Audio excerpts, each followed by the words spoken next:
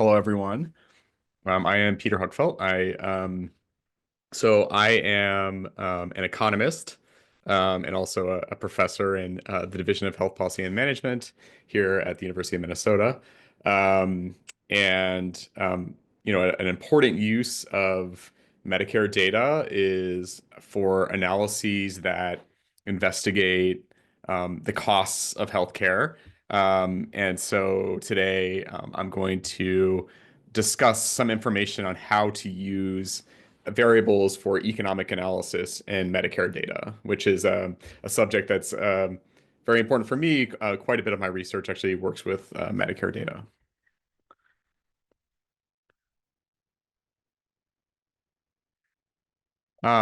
So let's just start by sort of talking about why Medicare data can be so useful for economic research. And so this slide kind of summarizes some of the key factors here. So of course, it goes without saying that Medicare claims data includes extensive information on healthcare use. Um, but it also includes considerable information on the costs of healthcare. And this includes um, the costs of healthcare to Medicare based on the payments that Medicare makes to healthcare providers. I should add here, I'm talking about traditional fee-for-service Medicare today, and now over 50% of Medicare beneficiaries are enrolled in Medicare Advantage, and that's a bit of a different situation. But today we're really focused on the traditional fee-for-service Medicare. Um, Medicare data also includes information on the costs to healthcare providers for providing health care services, as well as um, what Medicare beneficiaries are responsible for in terms of out-of-pocket costs. Um, and then Medicare data also includes some measures of health and functional status. And then finally, the master beneficiary summary file includes extensive basic data on demographics, and also some information on economic status. So, is someone eligible for income-based programs such as Medicaid and the Medicare Part D low-income subsidy? And then you can also, using information in the master beneficiary summary file, determine where a beneficiary lives, which can if you know someone's zip code, you are able to link to census data that provides at least zip code level information on economic status. Um, and so, seeing overall, the Medicare data provides really a rich source of information. Whether you're evaluating the effect of some Medicare program or policy, or another example is you can if you are able to link um, individuals in Medicare to some other intervention outside of Medicare, it can be a useful data source for that as well. So I'm currently involved in a couple of efforts to link um, participants in clinical trials to Medicare data. And this is just a way of monitoring health status and healthcare use over the longer term after a trial concludes. So I would just emphasize there are numerous interesting things you can do with Medicare data. All right. So just to summarize what we're going to talk about in this section, I am going to describe some of the really useful fields in claims data for economic research. We're going to focus on the inpatient claims, which includes hospital and post-acute claims, the carrier or professional claims, and the outpatient hospital claims files. Um, and and each of these examples, we'll also talk about the relevant Medicare provider payment policies. So in order to appropriately interpret the data you see in the claims data, it's really important to understand how Medicare is paying for services. Um, and then we'll talk about the different measures of costs from different perspectives, be it from Medicare's perspective or the provider's perspective or the patient's perspective, and how you identify those costs in Medicare data. Um, we'll talk about some of the payment adjustments that occur in Medicare data, and we'll get into more depth on that in a little bit. And then we'll also discuss how to perform sort of at a high level, what is cost and comparative effectiveness analysis, and how you might do some basic cost effectiveness and comparative effectiveness analyses using Medicare data.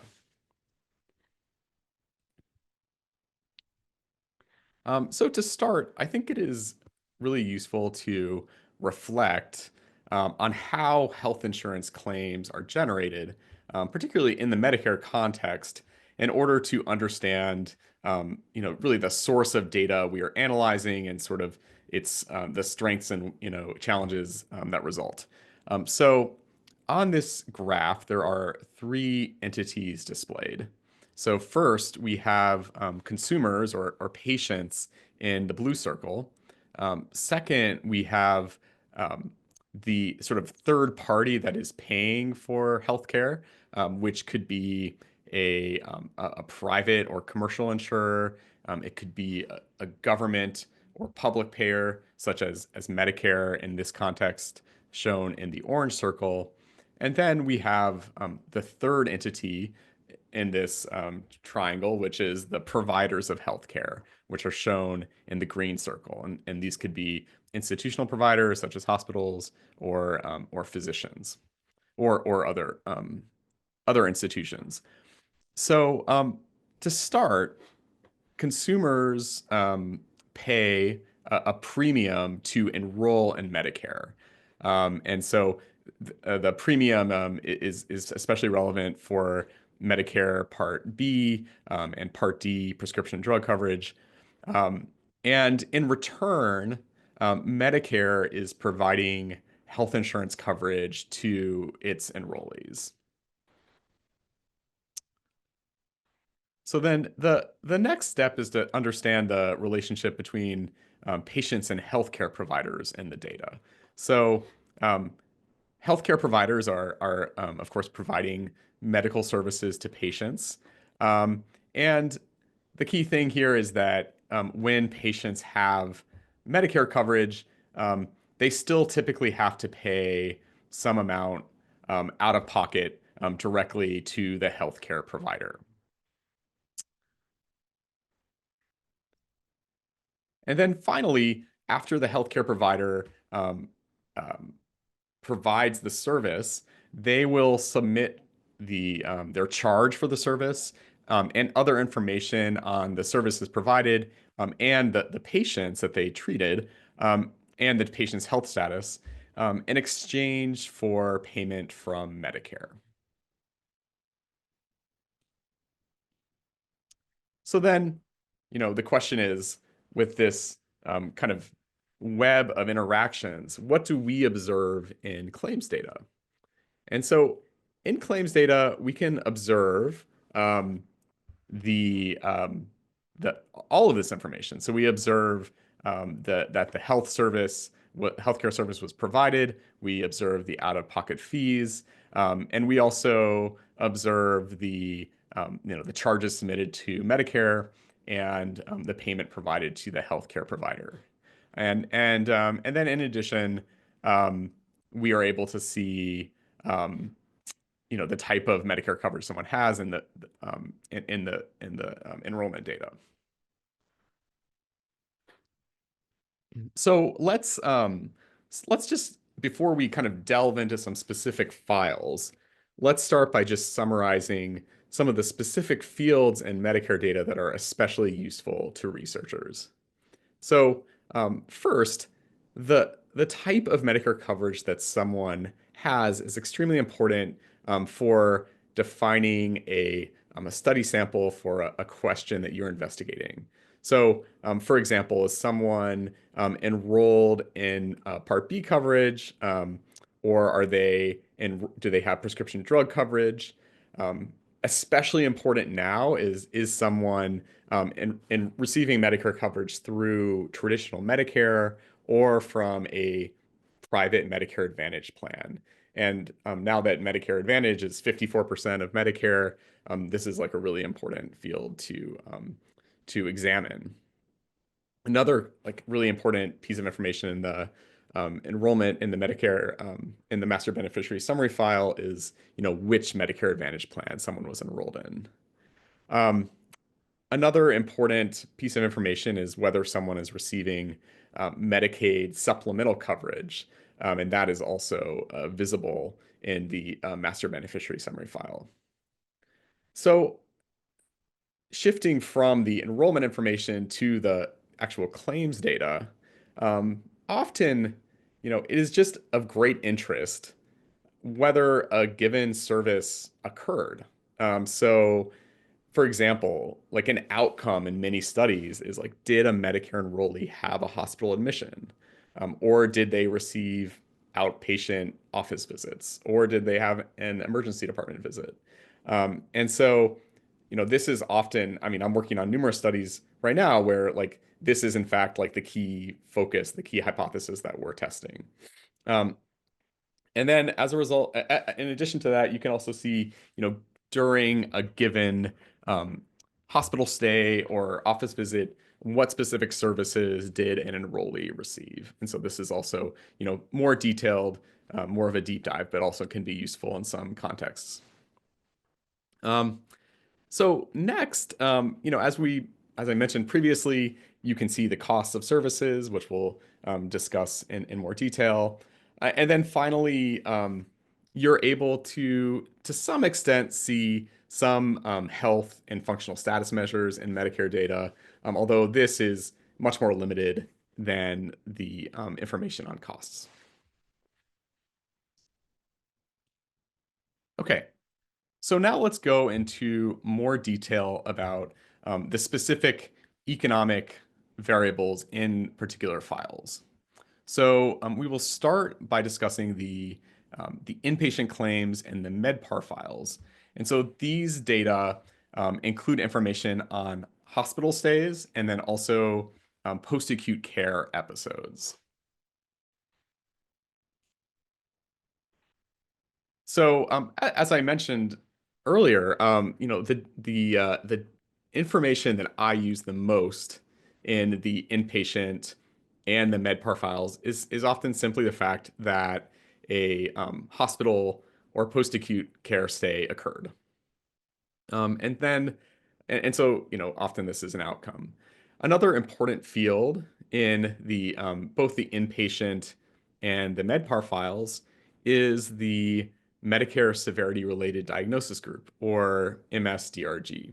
And so the MSDRG is telling you the primary reason that a hospital stay or occurred and the patient's disposition. So specifically, the extent to which a patient had complications or comorbidities.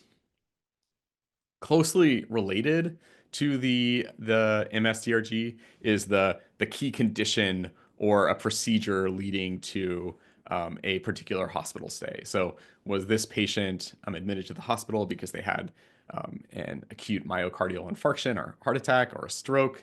That would be more on the principal diagnosis side, or did they have a total, a knee replacement? So that would be more on the procedure side. Um, Finally, you can also see sort of the healthcare utilization during a hospital or post-acute stay. So you can observe procedures codes, the length of stay, and whether someone used the ICU during a hospital stay. So all of this information is useful. So in some cases, you can use an MSDRG to define your sample for a study.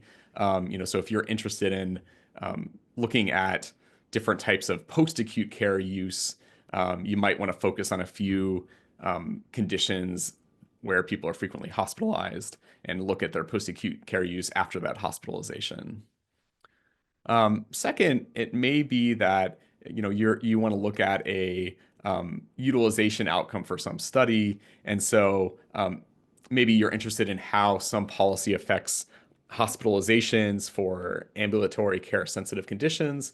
And you could do that using the diagnosis codes that are present in the inpatient and MedPAR files. And then finally, there are some conditions um, that are, nearly always hospitalized.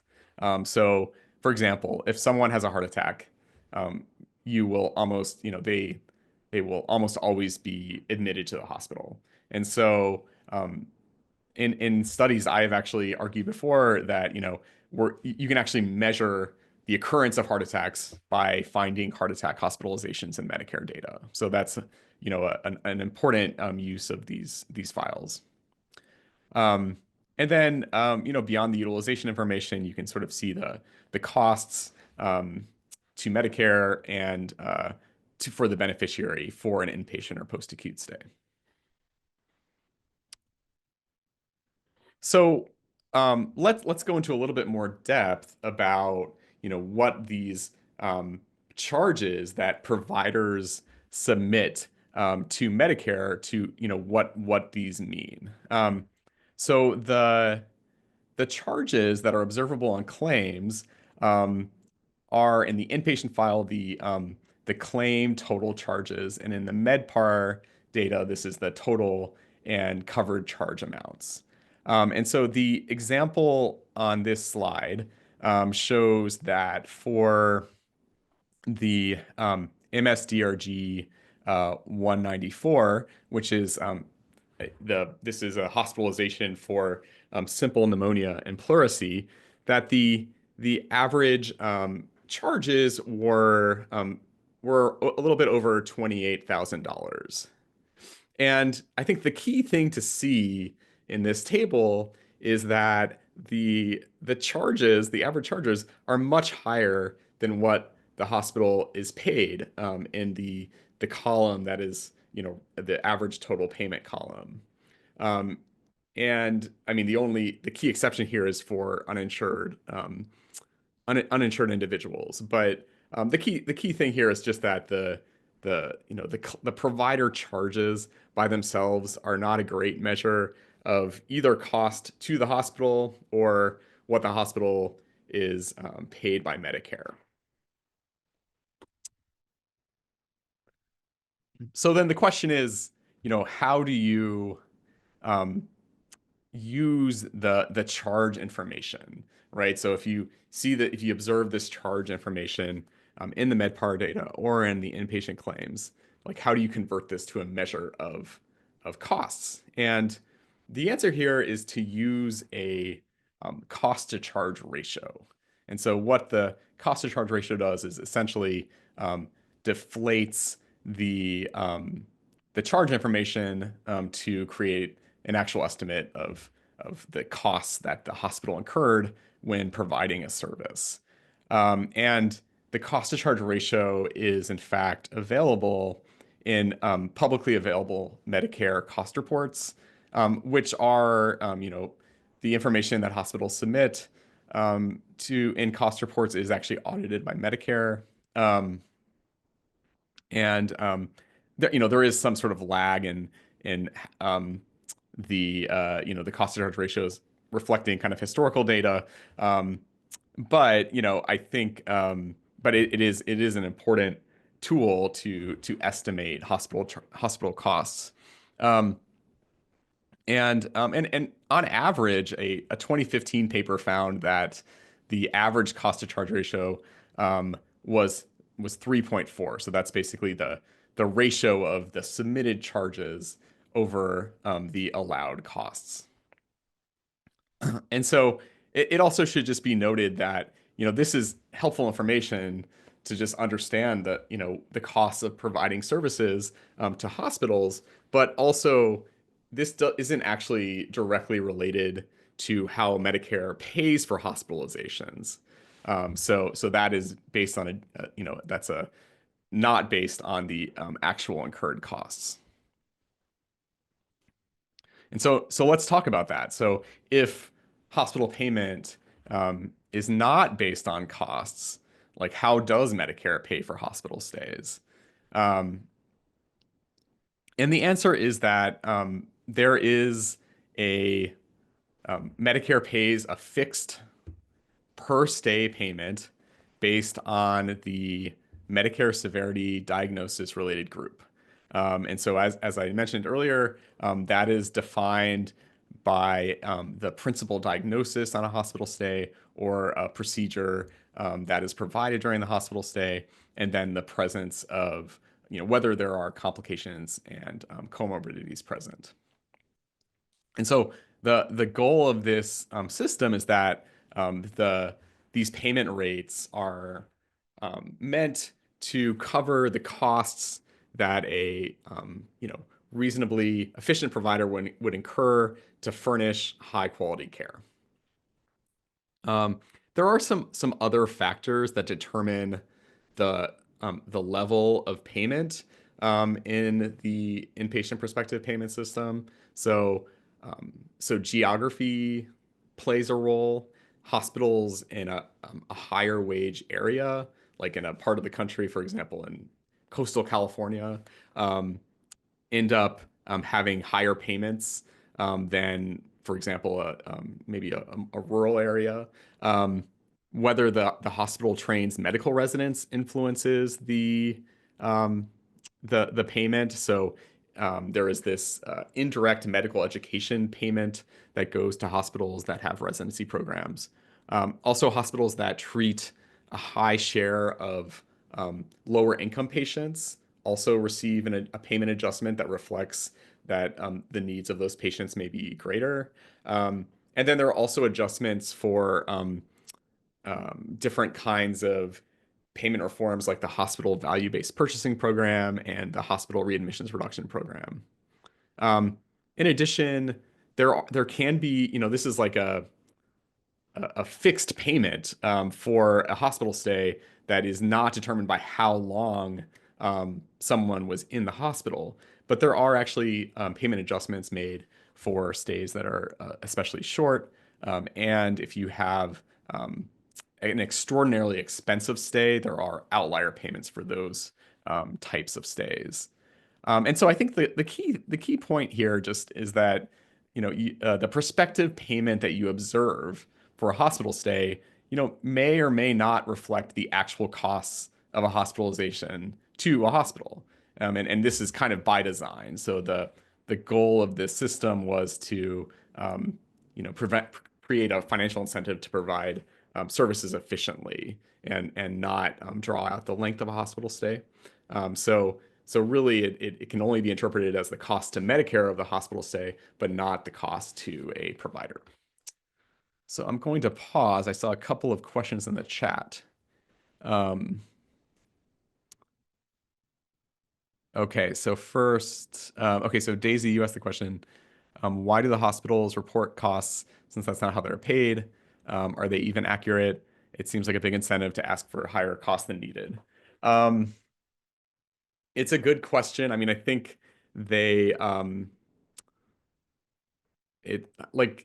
think the idea is I mean, I agree um, that there could be an incentive to report a higher charges than higher level of charges, but I think the key thing here is that um, Medicare CMS wants to monitor the cost of care and um, you know, and charges and the cost reports can all potentially be audited, and so there's there's some so I think that's why hospitals do submit this information. I agree, Richard, that charges are not the same as costs, and so you do need to use um, the cost to charge ratio to create an estimate of costs and deflate those submitted charges. Okay, let's move on. So now let's talk about the patient's share of a hospital payment. So you know even patients who are enrolled in Medicare Part A do still have some cost sharing, and this is observable in the MedPAR and the inpatient uh, claims files. So one part of cost sharing is the deductible. And so this is paid for each benefit period, which is defined as a spell of illness. And so in 2024, the deductible was just over $1,600. And so the idea is that this is the amount that a patient is paying out of pocket before their coverage kicks in. And then there's also coinsurance. So the first 60 days, there's zero coinsurance. But then after 60 days, there is a per day coinsurance rate, which is displayed on this slide. Um, for skilled nursing facilities, there's no coinsurance for the first 20 days of a stay, but then coinsurance is required starting on day 21. And one thing that's kind of interesting is if you look at just the distribution of length of SNF stays, many SNF stays sort of end at day 20, right? So once the coinsurance kicks in, there is sort of a people want to get out of the skilled nursing facility. Um, so one other, I think one reaction you might have to the information on this slide is just that this is really substantial. There's a substantial amount of cost sharing in Medicare Part A. And um, and so the key point here is just that many Medicare beneficiaries have like a supplemental source of coverage.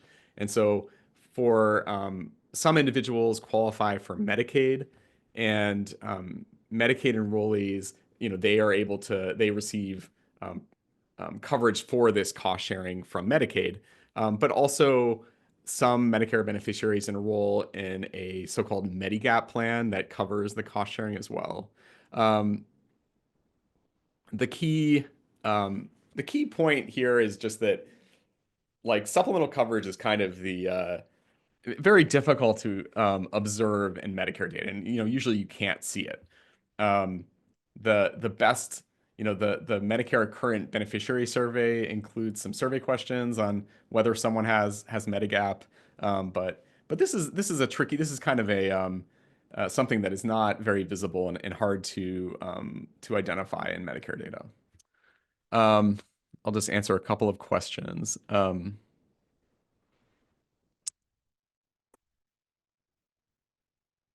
And so Nicole had the question, could you use the difference between the charges versus payment to see how much hospitals claim it costs them? So I think what you could do, Nicole, is you could say, like, I think the charges are hospitals have to submit these, but like they're not a great measure of costs. But you could use the cost to charge ratio to create a measure of cost for a hospital stay, and then you could compare the payment level to the cost and sort of see like did the hospital um, you know lose money on this hospital stay, so did the costs exceed what they were paid, or alternatively, were their costs below the payments that they received? So I think I wouldn't do that with the charges, but I think you could do that with costs, but there is some concern that the costs are also not always, the cost to charge ratio applied to the charges. I think on average that should work, but it's not probably a perfect measure either. Um, And so, okay, Daisy, you asked the question, is there any protection for beneficiaries without the supplemental coverage? Seems odd to have no out-of-pocket max.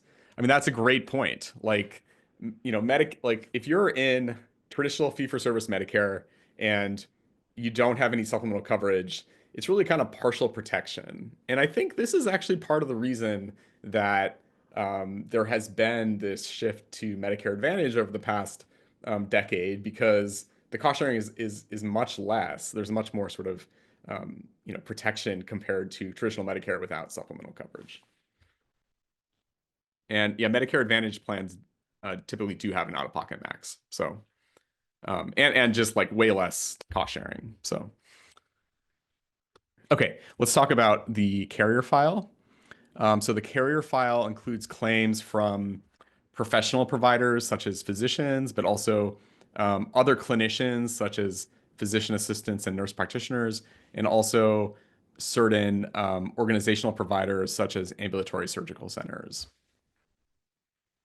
Um, this is a very big file if you start using these data, just because there's such a high volume of professional visits by Medicare beneficiaries. The carrier file includes a lot of really helpful information.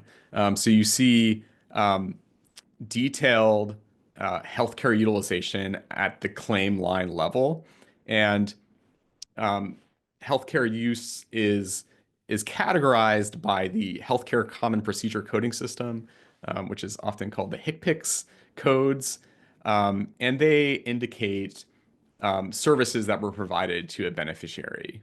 Um, and so, this could be labs or evaluation and management visits. It could be a home visit. It could be an MRI. So it's really like any kind of healthcare utilization has a HCPCS code. And you also see in the carrier claims what providers charge Medicare for the services, so the submitted charge, but then there are also allowed charges. Um, and you also see what Medicare paid providers for services, both at the individual service level and then also at the claim level. And then you can also see a beneficiaries what they were responsible for paying in terms of the Part B deductible and coinsurance. So, um, so the carrier file, in terms of charges, the carrier file contains both this submitted charge amount, which comes from the provider, and which may or may not be that accurate. But then there's the allowed charge, which is the amount that Medicare says is owed to the provider. So the allowed charge amount is a dependable field. And if Medicare is denying a certain service at on a given claim line, the allowed charge will be zero. So that's a way to identify a denied claim, or sort of a denied claim line.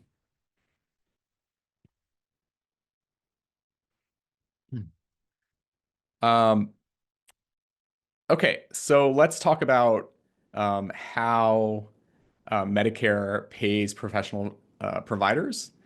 So there are different payment rates, which are based on the relative value units of a given service. So basically, you have all of just like all the universe of different health services that you observe in the carrier claims, and each HCPCS is assigned a level of RVUs, which are a function of the amount of work for a clinician in terms of time and effort and skill and stress, and then also practice expenses associated with that service, and then also professional liability insurance costs associated with that service. Um, so there are also conversion factors which can change um, the base rate based on a given level of RVUs. So there are modifier codes. So if in a given visit there are multiple procedures provided, there might be a lower rate. There are again geographic modifications based on the prevailing wage levels where a given service was provided. There might be adjustments for the provider type, like was this provided by a physician versus a nurse practitioner.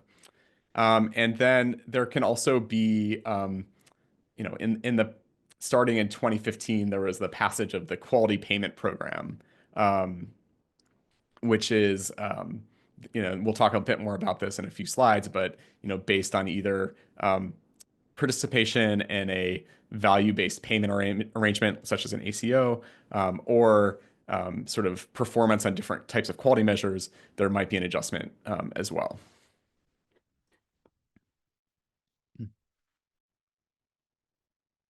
So, so this is a table from um, a report from the Medicare Payment Advisory Commission. So, MedPAC is um, the body that uh, is a research organization that provides research and recommendations to Congress on the Medicare program. And they have this great series of publications and reports that are helpful also to researchers. And so this flowchart just shows how the physician payment system works in the Medicare program.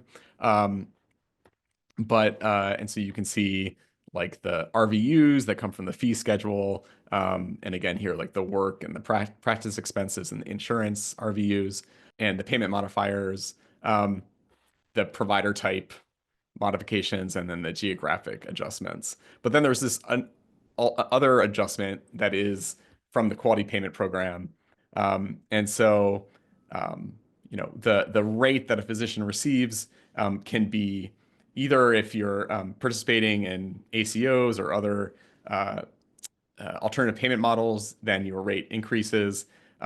If you are a clinician and you participate in the merit-based incentive payment system, basically this is often specialists, but basically there are a series of performance measures, and if you perform well on these measures, then your rate is increased, and you know, if lower performance could lead to a decrease in the rate that you receive. So the key takeaway here is just that um, it's a pretty complicated uh, uh, process by which the actual payment is determined.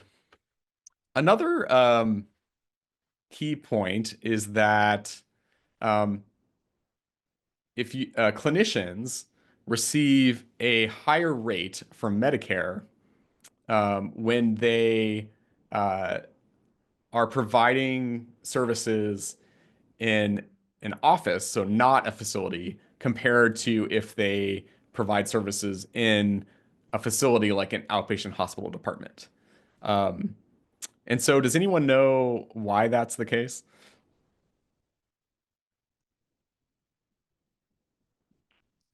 So the reason is okay. So that's right. So Christopher says the facility isn't billing. So it's true. So if a physician provides a service in an outpatient hospital department, then there are effectively two claims.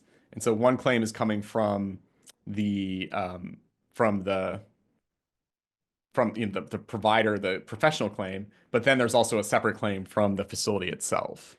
Um, and so you can see the differences in the professional claim on this table for a colonoscopy. So for HCPCS 44388, the facility price is $164 to the physician, and the non-facility price is $303. Um, but what you see here is that the facility RVUs are lower than the non-facility RVUs. And that's basically just reflecting that, sorry, the there's just fewer RVUs if you are in a facility because the facility claim is capturing those expenses. Okay, let's move on now to the outpatient file. So the outpatient file includes institutional claims for outpatient services. Um, and so this could be, the most probably a very common source of claims in the outpatient file are hospital outpatient claims. And so the critical fields in the outpatient file are similar to the fields in the carrier file. So there is healthcare utilization information. Um, Once again, the HCPCS codes are telling you the type of service that was provided. Um, there is also a revenue center code, which tells you where, what type of facility, like what type of outpatient facility was this service being provided in. And so, like I've used these revenue center codes to identify services that were provided in an emergency department, for example, or you can identify um, stays in an observation status.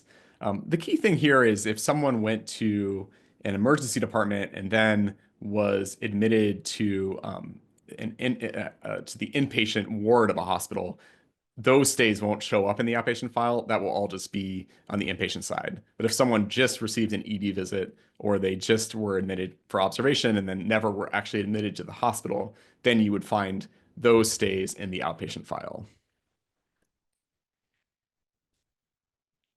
And so here too, in the outpatient file, you can observe um, what providers charged Medicare for the services provided. And again, like similar to the carrier file, you can see the total charges um, and the covered and non-covered charges. And this is visible at the revenue center level and also the claim level. Um, and then also you can see Medicare payments for services at the line level. So each at the individual service and at the claim level. So that is rolling up all of the services received in a given stay or episode of care.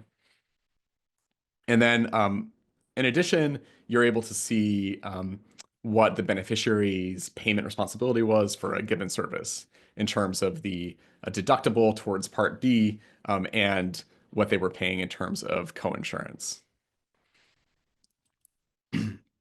So let's talk about how Medicare pays outpatient hospital departments.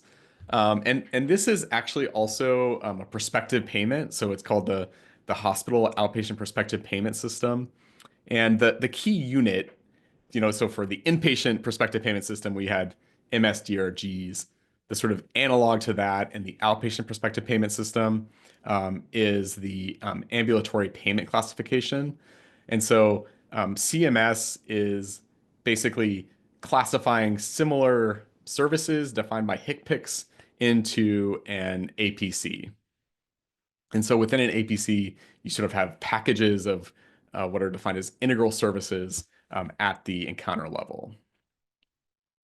And so you basically, the APC is starts with there's like a base rate, and then it's adjusted for the hospital's wage index, the kind of weight of a given APC. So if it's more complicated, it would have a higher weight. And then there are also different adjustments for quality and other policies. So let's talk briefly about the patient's share of the payment in the outpatient prospective payment system. Sorry, in Part B generally, where the outpatient prospective payment system fits into this as well. So patients have an annual deductible in Part B, which is $240. And so that's not too bad, but the coinsurance in Part B is a big deal. So Medicare is paying 80% of the provider payments, but then 20% is the patient's responsibility. Um, and so the key issue here is that 20% of a big number is also a big number. So that's where I think the supplemental coverage becomes very important for patients. So on the carrier file, um, you observe this allowed charge amount that we discussed earlier, and that is often, not always, that is equal to the copayment that the patient is responsible for, plus what Medicare pays the provider.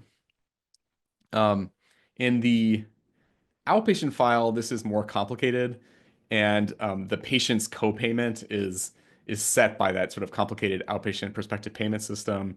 But it's usually less, 20% coinsurance or less. Okay.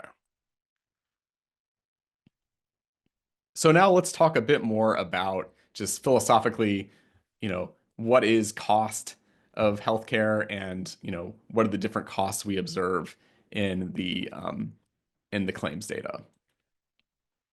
So Kyle asked the question, why might the allowed charge amount not be the same as the Medicare payment plus the copayment?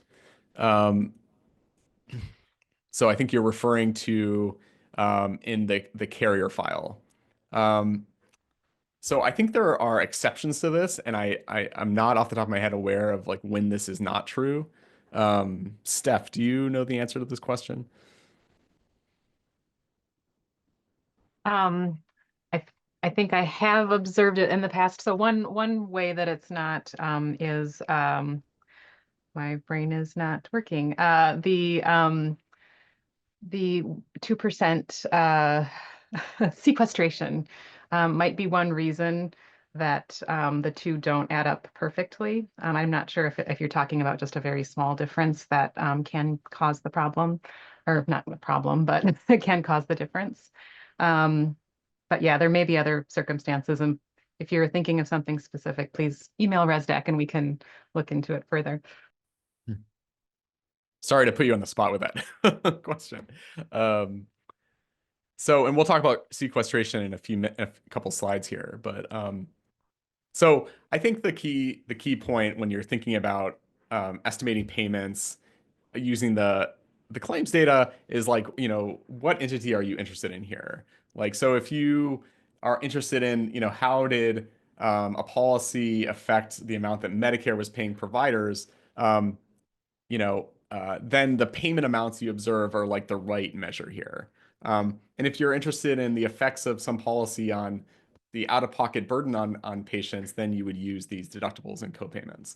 But sometimes you're interested in, how did a policy affect the costs incurred by healthcare providers, and and in that case, what you're really kind of interested in it is like this sort of not totally dependable, but best we have cost measure, which is defined by taking the charges and deflating the charges by the cost to charge ratio. Um, and I think one interesting point here is just that as there has been this shift away from fee for service payment in traditional Medicare, there's sort of less of a direct relationship between what Medicare is paying providers relative to the costs incurred by providers. So to give an example of how payments and costs don't sort of track as you move further away from fee-for-service reimbursement, these are some figures from a paper I worked on about 10 years ago. And it was looking at the effects of two different payment reforms for home health agencies. And so the left graph is showing the effects of the interim payment system for home health on Medicare payments, and then the costs incurred by home health agencies. And then the right two figures are showing the effects of a later policy, the home health prospective payment system, on home health payments and costs. And so what I would just note here is, the interim payment system, like at that point, home health agencies were still being paid on a kind of uh, per visit basis. So it's still kind of fee for service reimbursement. And what the reform did is essentially kind of instituted some limits on what providers could be paid, but it was still fundamentally fee for service. And so as the payments went down, you sort of saw this aligned reduction in costs, and they go in the same direction. But the second reform here was led to the adoption of an episode-based payment. So now providers were paid like a 60-day prospective payment, and it didn't matter how many, within like there were some outlier rules, but generally, the number of visits provided wasn't determining the payment. And so you see actually on average, payments to home health agencies went up after this policy, but the costs kind of stayed the same. And so that kind of just shows that once you get to episode-based payments and closer to capitation, the provider costs and the payments to providers kind of don't need to go in the same direction. Okay. Richard asked about what happened to the inpatient costs. That is like a whole other research question, but we're kind of running short on time, so we can maybe talk about that at another point. I want to just talk briefly about payment adjustments. So there are, a number of kind of policies that change payment, the way that providers are paid. So one example is sequestration. So basically, sequestration happens because Congress could not come to an agreement on how a sort of budget deficit would be addressed, and so there are these automatic payment cuts that affect providers, and so there's a 2% cut to Medicare payments to providers, and the key thing I would just say is that that is reflected in the claim payment amount, so you don't really have to worry about it. It was actually so sequestration was paused during COVID, but it's back in force now. So it is true though that the it doesn't affect co-insurance. It just affects the provider's payment. Um, there are all of these value-based payment programs that have been implemented over the past 20, I guess not 20 years, but like 15, decade, 15 years. That have been implemented by Medicare. So things like ACOs, hospital value-based purchasing, and so all of these programs affect how providers are paid by Medicare. Um, and so for hospitals, many of these programs were uh, implemented to sort of um, create some incentives for higher quality or efficiency for hospitals. So there's like the value-based purchasing program, and that adjustment is actually made to the base operating DRG amount, and so that's reflected in the in MedPAR and inpatient um, data, so you can see if a hospital is participating in these programs and sort of the amount of the adjustment to their payment.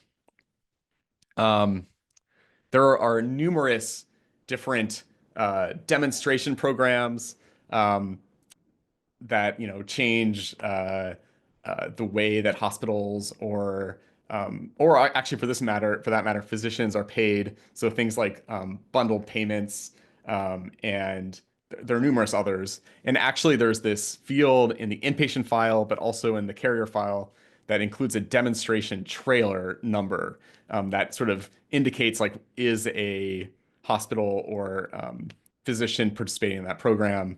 And so that can be helpful. And I think in the inpatient file, the information is more in terms of payment adjustments and participation.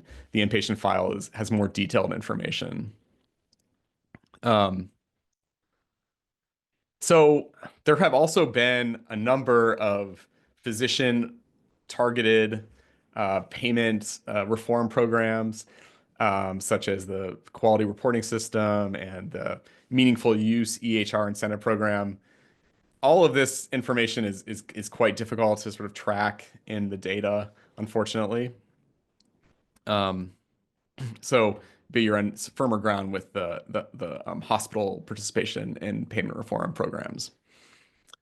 Okay, so let's talk just a little bit about, cost effectiveness analysis, comparative effectiveness research with Medicare data. Um, and so the you know, are people aware of, have people, do they have experience with cost effectiveness analysis? I'll provide a short summary, but the idea here is like if you uh, adopt a new technology, health technology, or a new procedure, um, you can calculate, what are the additional costs from that new health technology, and then what are the additional benefits of that health technology. And the benefits here are often measured in terms of life years or quality adjusted life years. And then you look at the ratio of the change in costs over the change in benefits. And then you sort of decide that the new technology is worth it if the cost of additional life years or quality adjusted life years is below some threshold. And so, we have definitely great information on costs in the Medicare data. The benefit, the life year data is there's some information. So we'll talk a bit more about that. Um, and then comparative effectiveness research is more about the benefits of a new service or product relative to the current technology. But there's no consideration of costs, and so you can get a different answer from comparative effectiveness research compared to cost effectiveness analysis. And so you can have a technology that's more effective than an older technology, but it's less cost effective.